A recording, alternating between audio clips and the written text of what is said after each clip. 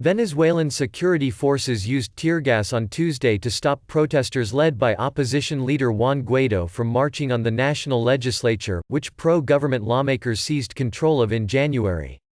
The march, attended by several thousand opposition demonstrators, advanced only a few blocks towards the Congress in downtown Caracas before a phalanx of riot police barricaded the road and began firing tear gas to disperse the crowd. "It once again demonstrates the totalitarian nature of this regime," said lawmaker and Guaido supporter Williams Davila, his face and eyes red from the tear gas.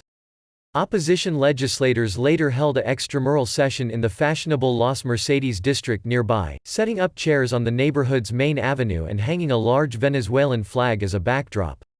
"We are a powerful majority that can change this country," said Guaido during the session. "The dictatorship thinks it can take us on, that it can keep us quiet." Guaido for weeks had urged Venezuelans to join the march as a way of reviving street protests against the government of President Nicolas Maduro, who Washington has sought to oust through economic sanctions. The protests surged in 2019 but have waned as the ruling Socialist Party has clung to power. Tuesday's march was the opposition's first since Guaido returned on February 11 from a diplomatic tour that included a meeting with U.S. President Donald Trump at the White House.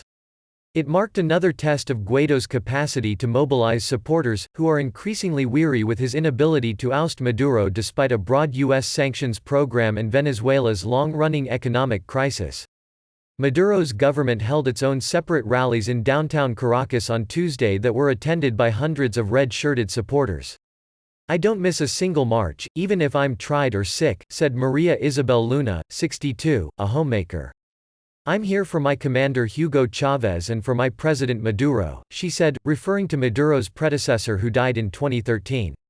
A group of legislators backed by the Socialist Party installed themselves as leaders of Congress in January after troops blocked Guaido from attending a session in which he was expected to be elected to a second term as assembly head. Opposition lawmakers later re-elected Guaido, but they have been largely unable to meet at the Legislative Palace, once home to the only branch of government beyond Maduro's control. More than 50 countries last year recognized Guaido as Venezuela's legitimate president following Maduro's disputed 2018 re-election, which was widely dismissed as fraudulent.